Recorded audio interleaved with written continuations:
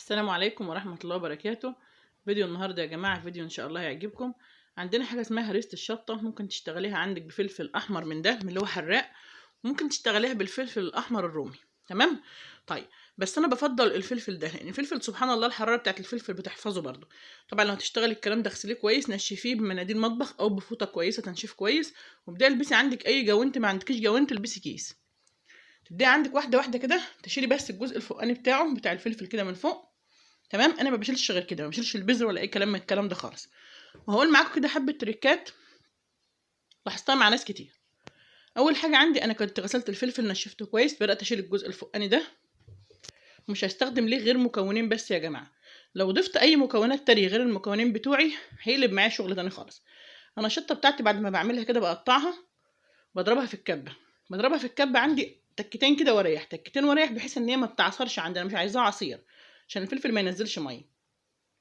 عندي كمان لو انت ما عندكيش كبه تعملي ايه؟ تعملي خلاط. لا، مش هينفع في الخطوه دي خلاط، ينفع معايا هون. ادقها في الهون بس ما تنعميش قوي. تمام. طيب انا عندي باخد الفلفل ده احطه في الكبه. عايزاها حراقه اشتغل بالفلفل ده. تمام. عايزاها بارده اشتغل بالفلفل اللي هو الاخضر التاني، هي قرون الشطه، قرون الشطه الخضراء. طيب انا هبدا عندي بعد ما قطعتها كلها كده. طبعا ما تضيفيش توم، ممنوع اضافه التوم يا جماعه. اللي بتضيفوا جماعه اللي بتضيفوا توم بيضيفوا كمون، كزبره، الكلام اللي في اللي هو بتحط معاها كده، البهارات كلها بتحط معاها دي لا. ده عندي بتبقى على طول خلطه سمك. تمام، خلطه سمك او بتنجان.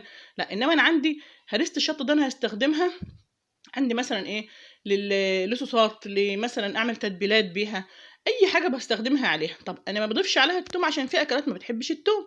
ابدا اجيب الكبه بتاعتي عندي، قلت لك ما فيش كبه اشتغلي بهون. تمام. مع احترام لكل الفيديوهات اللي على الفيس، بس ما بضيفش معاها توم. التوم يا جماعه عندي بيحولها عندي لتتبيله حاجات معينه، مش كل الاكلات عندي بستخدم فيها توم.